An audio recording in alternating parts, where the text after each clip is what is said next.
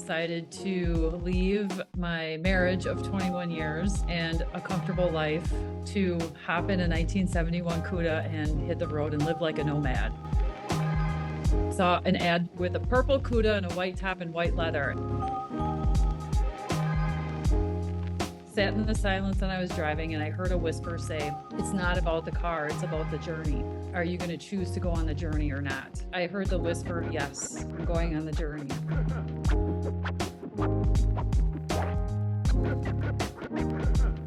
Nothing ever goes as planned, but everything always goes as planned in the bigger scheme of things. Yeah, absolutely, right? I can see in my clients, I can see their potential before they can see it. You know, you can't start crying on any of my episodes, Tina, because then that makes me cry and then the whole thing falls apart. It's good though, right? This is the real stuff. I was in so much pain and I was just bawling. And he said, that right there, that feeling, that's why people stay in their comfort zone, because they don't want to feel that. What do you want to say to anyone that's in that place listening to this? First, take a breath, ground yourself, take one step at a time, and love yourself through the whole thing. Hello, everybody, and welcome to this episode of the channel. Today, we have got the lovely Tina Erdmann talking to us. Now, Tina is a transformational coach. She is a branding guru. She is the talent and the genius behind the new branding of my new brand. And she's a photographer. So she is a pretty talented woman that has gone through an extraordinary last 6 months or is it last 12 months? But I know there's been just dramatic change in your world. Hey, Tina. 12 months. The last 12 months, right? Yeah. Yep. And so I wanted to bring Tina on today because Tina embodies everything that I have been talking about for the longest time, and specifically some of the things that are most interesting to me at the moment, which is our ability to create entire new realities based on shifting our frequency, changing where we choose to place ourselves in the world, having the courage to let go of what no longer serves us, and stepping into the next version of who we are. I don't know anyone that embodies this more than Tina, because the last 12 months for her have been, it's been an adventure, hasn't it, Tina? It's been an adventure. Yes, that's an understatement. Very cool. Well, let's catch everyone up on what that adventure looks like. But let's kind of begin this. Where were you 12 months ago? Let's just jump back to 12 months ago. What did life look like for you 12 months ago, Tina? All right. Well, actually, when I do the math, it's been longer than 12 months because it was last June when last May, when my ex-husband and I started talking about separating. And I decided to leave my marriage of 21 years and a comfortable life to hop in a 1971 Cuda and hit the road and live like a nomad. That is so cool. So just because I wouldn't have known what a 97 Cuda is until I met you. So just to let everyone on the show know, that is the sexy purple car that you saw in the trailer, that with the beautiful white leather interior. It's super hot. It's amazing. It cost you all of your savings and everything, didn't it, Tina? I mean, you literally walked away from a man that you loved, but that you weren't in love with, because you needed to find yourself. What was missing? What were you looking for? What made you go, I need to go on this journey? What led up to that? Well, it was a series of events over several years. And how I explain it to people when they ask now, I couldn't put it to words for a long time, but what my ex-husband and I are two different people. We're very different, but somehow we made it work in the beginning. And I love to travel. He doesn't. He likes to hunt and fish, and he has a cabin that he goes to on the weekends and for hunting, which I'll go once in a while, but I'm not into hunting and fishing and all that. That's a lot of guy time, but I like to travel, and we allowed each other to be those people. But in that, there was more separation happening internally emotionally with us. And also I wanted to live a more adventurous life. He wanted to live a more comfortable life. And it was one choice, one subtle choice every day that I made that we shifted into this more comfortable lifestyle, living in a suburb on a cul-de-sac, which is totally, I'm not saying anything good or bad about any of this. I wanted to live a more adventurous lifestyle though. And it was one choice at a time, and it was a subtle, slippery slope that I went into living a life that was more aligned with what the life that Tom wanted. And little by little, I just felt like myself kind of dying inside, feeling like I wanted more, feeling like I knew there was more for me, feeling like I had lost myself, and feeling like I wanted to find myself again. And so I had been feeling the separation from myself too, along with the separation from Tom. I was feeling the separation from myself as well, and longing to get myself back together again. And Tom and I tried for a long time to come back around to each other, and we just couldn't get there. And so we mutually lovingly made the decision to split. And then from there, I was pretty close to renting an apartment. I had a portrait photography studio at that time in my hometown. And I was this close to signing a lease on an apartment, and was working with Steve, your husband. I call him master teacher. Yeah. And he's very good at guiding, but not interfering, and asking the right questions. And I was this close to signing a lease on an apartment. I thought, I just want to take a break or just stay here for 6 months, get everything worked out, and then I'll figure out what I want to do from there. And he was very open and saying, why wait 6 months? Why don't you do what you want to do right now? And I thought, you're right. And so I didn't sign the lease on an apartment. I started living like a nomad right away while I was in the process of shutting down my portrait business. Yeah. Starting up a website design business so I could work remotely, because I had been designing websites on the side as a little side hustle for a few years. So I brought that up to more full-time while I was shutting down the portrait business, while I was living like a nomad, traveling around looking for a CUDA. Why a CUDA? Where did the CUDA come from? Is it, why a CUDA? Why cars? Why? I remember this actually. I remember the conversation that I had with Steve. I think after he got off the phone from you, and he's like, Tina's buying a car, and she's going to just drive this really cool car. I'm like, what? what? And it wasn't a cheap car, was it, Tina? No, it was not cheap at all. It was cheap when I was 16, not cheap now. So right. How that happened, on one of my very first calls with Steve, he asked me a series of questions that I had no idea where he was going to take this at the time. He was just asking questions to get to know me a little bit better. Also, everything he does, there's a reason for everything he does, which I know now, but didn't know then. And so I was just answering his questions very openly. And he asked me, what do you want your life to look like? And I said, travel, long table meals. I love sitting around the table with people and talking during dinner. I just love that. And I listed off a bunch of things that I really love to do and what I would like my life to look like in the future. And then he said, what kind of vehicle have you always wanted that you never bought? And I said a 1970 Plymouth Barracuda, because I've always wanted a 70. I ended up buying 1971 because in looking for the car, I found out how rare they are now. And I had to give up some of the wants along that I honed in on a few things that I really wanted to have and let go of some of the other things, and the year of the car was one of them. So, but when he asked, I said a 1971 Plymouth Barracuda. I want a muscle car. I've always wanted a muscle car. When I was in high school, I hung out with the boys. We had a little group, and I hung out with the boys, and they all had muscle cars. And I wanted to buy a car then. And my dad kept saying, he's like, those are money pits. You don't want to buy one of those. You'll be working on it all the time. He kept, so I didn't buy one. I did the smart thing and bought a reliable car, but I've always wanted a muscle car. So when Steve asked me, that's the first car that came to mind.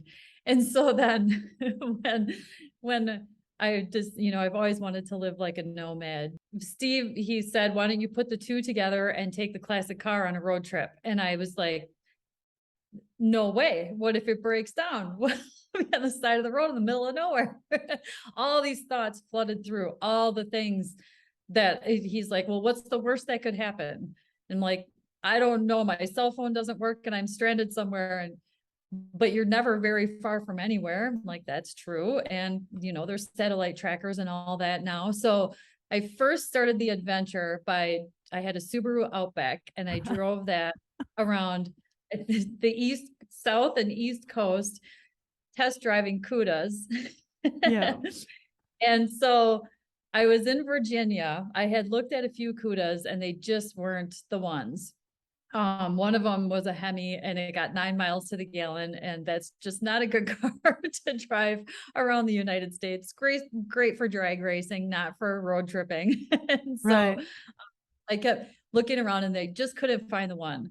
And I was in Virginia, I was heading home, and I just happened to pop open the internet before I left my hotel room, and I saw an ad pop up for this with a purple Cuda and a white top and white leather. And I wasn't looking for purple because the ones that I had been seeing had the black interior and the black top, and they just look really masculine and not really my thing. But that white top caught my eye. And I looked at the price and I was like, oh, I'm going to have to double my budget. Tina, how much was it? How much was it? It was a lot, right? I remember this time actually, because yeah, it was just so that 75K. everyone knows, Tina used to belong to me until she decided to step it up and work with my husband, Steve. And so, and so I would be more money. Steve's infinitely more expensive than me. Way more expensive. And he's a whole different experience than me. But yeah, I would be like listening to these conversations that you and Steve would be having, where he would be working with you and you'd be talking about cars and muscle cars. And I don't even remember what the price was, only that it was like a lot of money. And the whole time I would be thinking to myself, she's never going to do this. This is just crazy shit. She's never going to do this. Right. And but you just kept stepping up, right? You just kept stepping up. And Steve was like, she's going to buy the Cuda. She's got a purple one with white leather and she's going on the road trip. I'm like, that is so cool. Yeah. So, and it's interesting how that all happened too, because I also didn't think I was going to do any of this because I was in such a grief fear state. But also there's that adventure piece of me that I never lost that was still in there, which was the guiding force, I believe.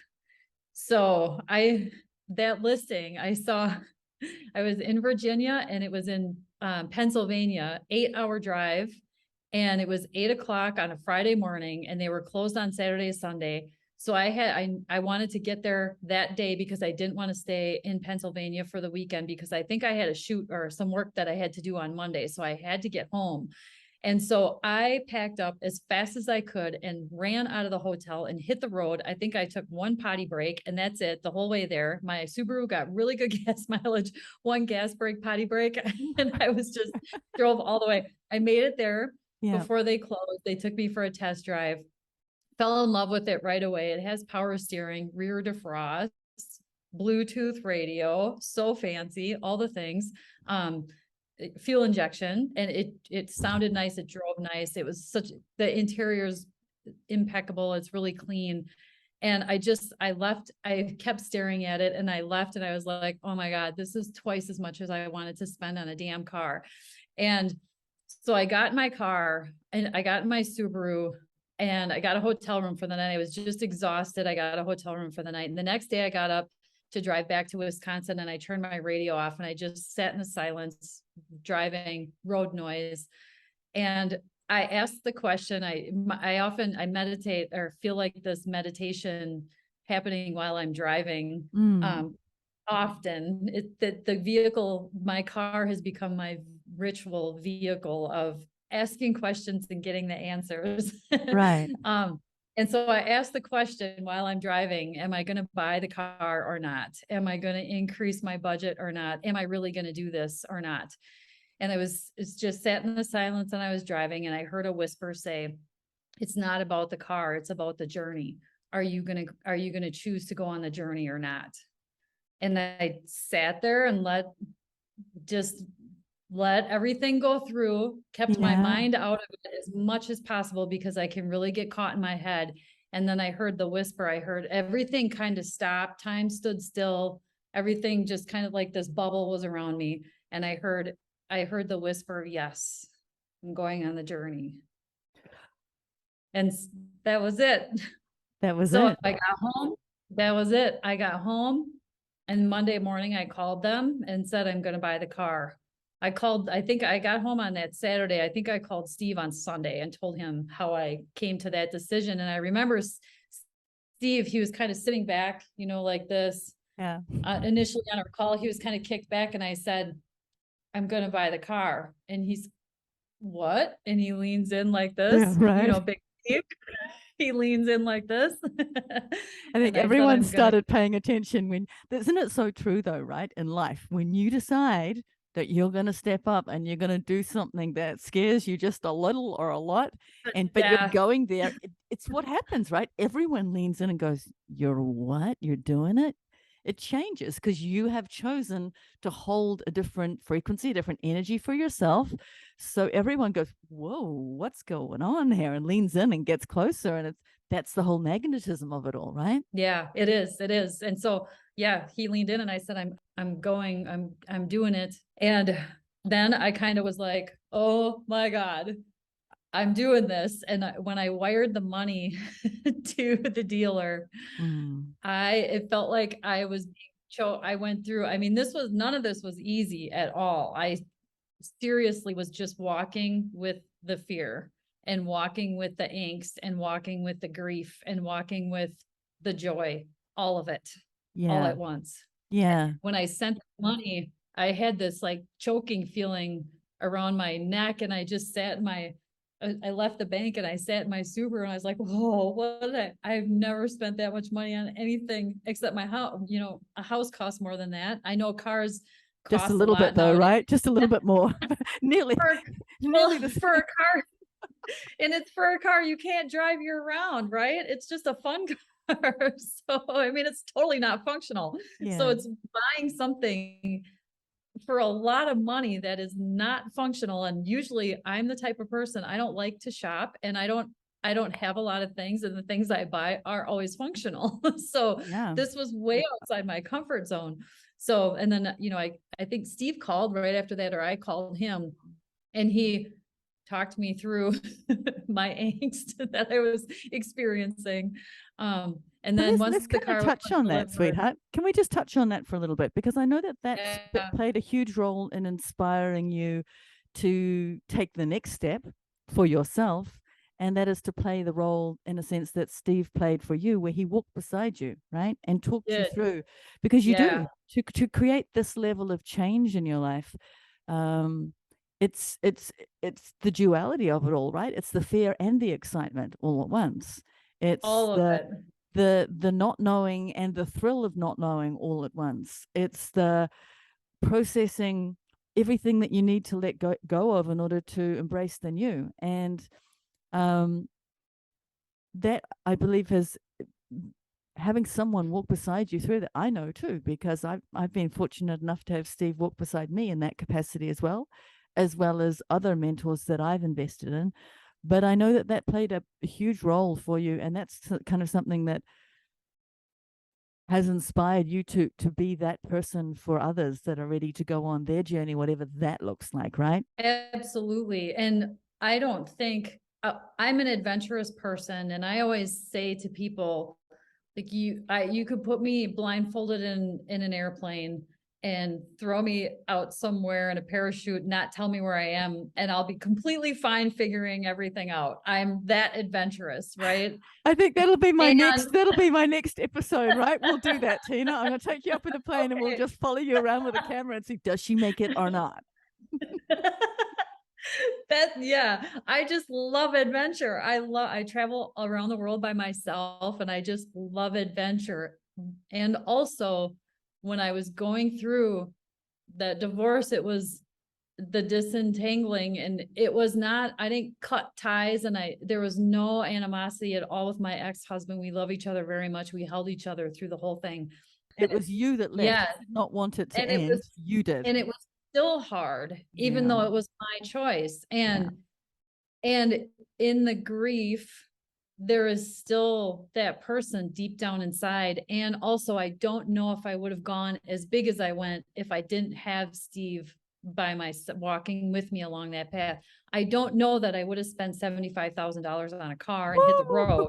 I probably would have got the apartment in Milwaukee and figured things out a little more slowly.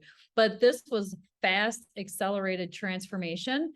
And I am still amazed at how deeply I've transformed in such a short period of time. And I could not have done that by myself. And and you're right. And that is why I'm so passionate about walking the path with other people, because you can go deeper than you think you can. You can hold more than you think you can. And you can hold the duality of the bliss and the pain at the same time. And while I was in that pain, I was having the time of my life, meeting people all around the United States. Gas stops were so fun because I would make friends at every gas stop. Yeah. And people were hugging me and telling me, they're telling me, thank you for sharing your story. You've inspired me. And I'm thinking to myself, I am just being your reflection. I'm not doing anything. You're doing your own work here, and you're just seeing what's possible. You opened your eyes to see me at the pump here, and we had a conversation, and you're the one that activated this inspiration in yourself. And so it was beautiful to see that across the United States. That brought me so much joy. It's cool, right? I know, and you've shared so many great stories with me over that time of people that you've met and interactions that you had that you just wouldn't have had if you're driving your Subaru, however No. you say it, right? Yeah, no, And I wouldn't have. I mean, there were times where when I was driving through the desert, it was only 90 degrees because it was still early on in spring. It can get up to 120, I think. Correct me if I'm wrong there, but I mean, it gets hot, it's dry, and the asphalt's hot. The engine in that muscle car engines run so hot. They're not like new cars. And I had the old school starter in there. Now I have a new starter and my car starts a lot better in the heat. But at that time, I still had the old school starter in there. And so the theme of my whole journey was in surrender. And that car showed me surrender every minute of every single day because nothing went as planned. One day, this is an example of my plan that didn't go to plan. And when I started saying I'm unplanning my whole journey, I started using the word unplanning. So I had a day planned where I was going to get up in the morning at my hotel, use the Wi-Fi there.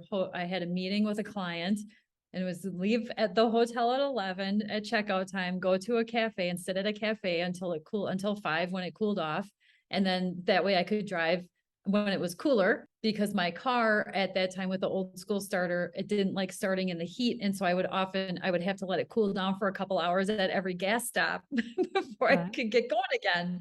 And so I had to then plan where to sit for 2 hours and then go to the gas station quick, put gas in, and then go. So this particular day, the Wi-Fi went out at the hotel. I held the meeting on my phone. Thankfully, my client was okay. We had to look at some photos and stuff like that. And thank goodness she's totally relaxed and cool, and that the meeting went fine, even though it was on my phone. We got through it. Then I went to the cafe that I had looked up online. Not really a cafe, didn't have Wi-Fi, and I'm in this little desert town. And I thought, okay, well, there's nowhere for me to sit, and it's 90 some degrees, and now I'm gonna hit the road. So I just hit the road, and then I had to look for places to stop and sit for 2 hours to let my car cool down, put some gas in, and go. And so it was things like that with that car. It's a little finicky, and I had to constantly troubleshoot and work around whatever happened, whether it was I had to get towed once. My car just broke down on a busy street once, and some people pushed me to the side. I had to change the alternator on the side of the road at my Airbnb. All kinds of fun things with that car. It was never a dull moment. And also it was just one lesson after another in just pure surrender, and knowing that nothing ever goes as planned, but everything always goes as planned on the bigger scheme, in the bigger scheme of things. Yeah. Yeah, absolutely, right? What I love about this whole journey for you is that you made the decision at the start, I'm going to be brave. I'm going to do this. I'm going to hurt someone that I love to be true to myself. I'm going to spend all the money I have and then some on a car. And I'm going to go on this journey that I don't know where it's taken me. And I can't even have a plan from day to day in terms of how it's going to unfold, but I'm going on it. And it's almost like in you shifting and stepping up in that way, it really kind of shifted a whole lot of timelines for you, right? Everything got condensed. And I love that because life is short, right? And like you say, you could have kind of gone and got somewhere to stay and nothing would have changed that much. But when you change things that much, you got to run to keep up sometimes, right? But that's part of it. Yes, yes. And I had a good support system. I had you and Steve, my cousin, my parents, my mom was tracking me. I got a satellite tracker, and also she was on the Life 360. So I would get text messages from my mom. You'll get better gas mileage if you go the speed limit. Oh, that's so cool. But did your friends and But it was family initially think fun. you were crazy, or were they like, "Oh, Tina, this is awesome. You should do that. You should spend all your money on a car that's unreliable, even though it looks good, and go on the journey, even like and not worry about making money or how you're going to create a living. But you should do that." Was that what they said, or were they like, "What are you talking about?" Yeah, actually, my cousin was all like, yeah, you got to do this. And my mom, when I told my mom initially, she had come down to visit me. They live an hour and a half north of where I used to live. And she had come down by herself without my dad. We had lunch and I told her what I was doing. And she said, okay. And I said, do you think I'm crazy? And she said, no, that's just who you are. And that was it. And then my next time when I was talking to them, the next time my dad was asking, when are you bringing the car up? Ride? I want to ride in the car. I'm like, you were telling me when I was 16 not to buy the car. Now that's all we talk about is this car. And so I drove the car, but the day I was leaving, I drove the car up to see them and gave them each a ride in the car. And they just loved it. And they're both like, good luck. We'll follow you. Be safe. And that's it. And I left. I love that. Isn't it interesting and Yeah. cool how things comes full circle like that? Like relationships with your parents evolve to a place that's really cool and that they are able to Yes. support you and what's important to you, right? But also Yes. that not only that, everything has come full circle for you in the sense that you really are being all that you are in this space. You are that hottie blonde that has a kick-ass muscle car. You are on the adventure of a lifetime. You're bringing all of your skills and your gifts to the table, your photography, your storytelling, your ability to really pull together a really strong brand for your clients, but more importantly, your own experience and wisdom that can only come through experience of what it takes to transform. So it's like now you take your clients on their version of this journey, but you help them not only through the transformation, you help take that the new version of themselves out into the world with kick-ass branding, all of that good stuff, right? And so it's like this whole, a little bit like what the car was for you, in the sense that the car was the vehicle for the transformation. And I guess what you bring now is you are the vehicle or the container for your client's transformation, that you get to take them from wherever they begin and then guide them through the process, but then also take them back out into the world with a brand that reflects who they are now, you know? Yeah, exactly. Yeah. And I can see in them, just like you and Steve could see in me before I could see this. Yeah. I can see in my clients, I can see their potential before they can see it. You know, you can't start crying on any of my episodes, Tina, because then that makes me cry and then the whole thing falls apart. So I know. let me take a sip of my whiskey in my cup Let me mug, pull it my Joe together. Rogan whiskey in my mug. I'm only joking. Ooh. It's not whiskey, it's water. But it's good though, right? This is the real stuff. This is where it gets really real. Because, Yeah. I mean, prior to you going on this adventure, you were more or less a recluse, you told me, right? And your health had this whole shutting down of who you were, the expression of who you really were, took its toll on your health. You just stayed inside all the time. Yeah. And the life that you are Yeah. now and the woman that you are now, this vibrant, gorgeous woman that's just out living big, is like complete opposite of that, right? It's night and day. It's complete opposite. And I often think about, because my health was not good. It wasn't life threatening, and nothing that I had going on was life threatening, but my Hmm. health was not in a good space. I had depression and migraines and low white blood cell count. And I was eating healthy and doing all the things and energy work and, Yeah. doing all the things and it was this knowing that I know there's this one other thing that's really the thing that I Yeah. didn't want to face. Once I faced that, that's when everything turned around. It was just being radically, deeply honest with myself. Yeah. And in that, I mean, my white blood cell count is back to normal now. Everything is no depression, migraines, nothing. And I didn't do anything. I still eat healthy. I clean eating and drink water and all the things I had been doing prior to that. The only thing I did was be honest with myself, and my health completely turned around. So yeah, it's honesty and truthfulness Yeah. with yourself is very important. And sometimes it can be really painful. Which is why it's so important to have people Yeah. walk beside you that love you enough Yeah. to go, no, you're better than this. Keep going. Yeah. Keep going. Keep going. And the day that I left, the day I moved out, I called my cousin, bawling my eyes out in hysterics. I was in so much pain, even though I was the one that wanted to leave, even though I knew that it was the thing that I had to do. I was in so much pain and I was just bawling. And he said, we were FaceTiming, and he said, that right there, that feeling, that's why people stay in their comfort zone, because they Yeah. don't want to feel that. And I said, yep. And he said, feel it and it's okay. And I'm here. And so it's all those little things, my own bravery, but also the people around me that got me through. Yeah. Totally. Yeah. And isn't it amazing though that when you do make that decision, when you do make the decision to go on the journey to claim the life that you want and to be all that you are, all of a sudden people come in around you, right?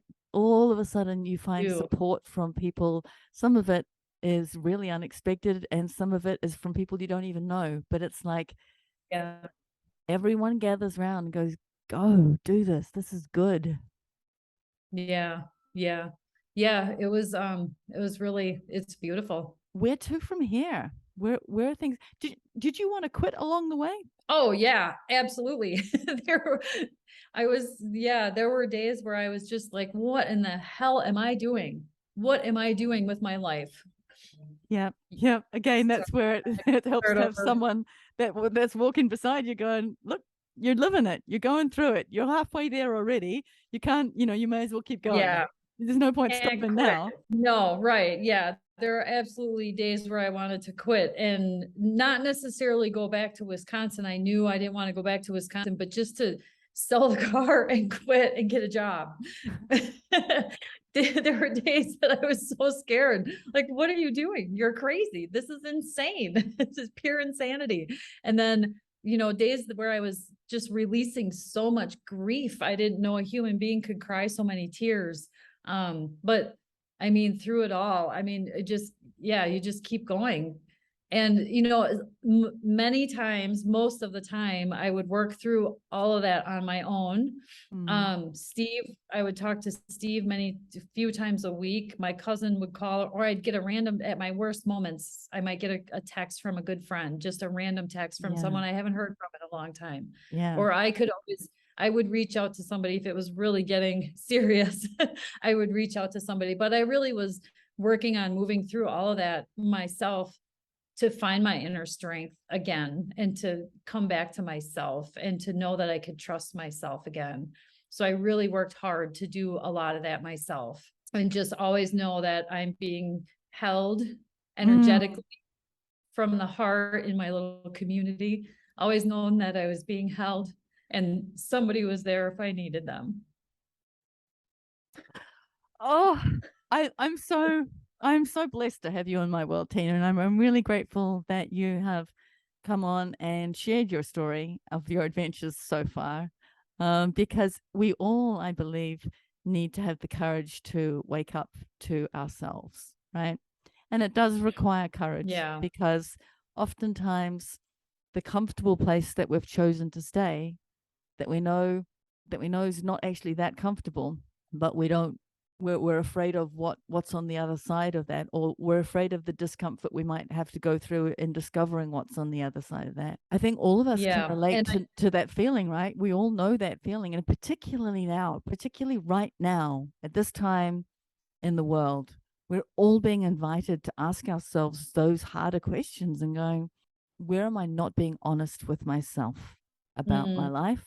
And what would I love to create? What do I want to experience? You know? And you can do it. You can do it. And it's not easy, but it's also not easy living comfortably numb. That's not easy. You think it is, but it's not. It takes a lot of energy to do that. And so why not put the energy into creating the life that you're going to love with people that you really resonate with and live on your terms, make your own decisions. If you feel, I was just thinking about this the other day, what do I want? What do I want moving forward? And I get these visions. I'm like, okay, if that's what you want, then take one step each day towards that goal. You can make that happen. It's not just a fantasy. It's not just a dream. It's not just a vision. It can become your reality. All you have to do is keep taking one step at a time, and you're not going to know how to do all of it right away. I have no clue how I'm going to manifest or how I'm going to create this life that I envision for myself. I have no idea exactly how I'm going to do it, but I know I can take this step today to get this, to work with this client. I know I can take this step tomorrow, and each day I learn more as I go. And I build a bigger community. I gather more information. I get braver, and eventually I'll be living that dream life. I'm living this dream life, this part of my dream life now, and growing into a bigger dream life from here. So true. And I'm really glad that you touched on that element of community, because more and more, we were talking about this just the other day, actually, right? More and more, I really believe that it's absolutely vital to surround yourself with people that hold the same frequency that you are seeking to hold, because in doing so, you inspire each other, you lift each other up. Those are the people that out of the blue, when you need it most and you don't know how to ask for it, just turn up and go, hey, how you doing today? And that's the role that you also play for them. And that's the real power of this, because these journeys take great courage, but to make them a co-creative journey that you share with others, where you begin to lift each other up and where you hold the space for each other simply by who you are, right? Who you're being while you're doing what you're doing, whether you're driving a car or doing a photo shoot or flying a plane or talking on a show, whatever it is that you're doing, simply by holding that space, you create the invitation for others to step into whatever their version of that is, right? Right. Yeah, absolutely. Because when you step into your higher self, into your full potential, into your envisioned dream life, and you're actually being it and doing it, people see the reflection of you in themselves. They're inspired. You're inspiring to them, and you're activating in them. They're remembering something that's been dormant in them for a long time, and you're activating that in them and inspiring them to move forward without doing anything other than being. You don't need words. You don't need anything. You just show up. and in that people can see themselves in you. Hey, so Tina, what do you want to say to everyone that's listening to this going, damn it, this speaks to me, and I know that I'm more, and I know that I need to maybe let go of some stuff that it's going to be not that easy to let go of, and I know that I need to get brave with this all. What do you want to say to anyone that's in that place listening to this? First, take a breath.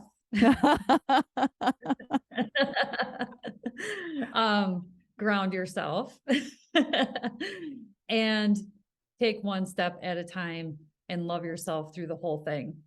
Give yourself the time, because sometimes we get motivated or inspired by somebody and we think, I want to do what they're doing, and or I want to do this. They're inspiring this in me, and I want to go do this. I want to do this thing that I've been thinking about for a long time, and it's big, and I want to go do it. And you drop everything and go do it, and then things may go awry. So I would say take a step back and take a breath and lovingly take one step forward at a time and disentangle from things and allow yourself to step into things and let your nervous system adjust along the way. And you can start something new while you're in the other thing, and then let that thing go. So I would say just take a breath and go for it, and without a time limit and without expectations. Now, I know you don't normally do this, and I know it's a little bit cheeky of me to ask this of you on the call here on the show, but would you be available to anyone who is inspired by this, who would love to explore what their version of the journey, the adventure, the transformation could be? Would you be available to jump on a quick call with them and give them some feedback and some direction? Oh, absolutely. Yes. Cool. I love doing that. Yeah, I love it. Different. Everybody's in a different place and wants to go someplace different, and I love it. All right, perfect. So, yeah, well, then for I sure.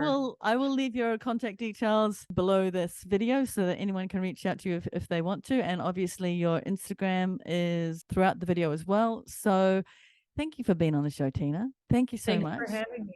Thank you. I'm excited to see how it all unfolds from here for you, but you're such a blessing in our world. I really appreciate you. Thank you. All right, darling. Bye-bye.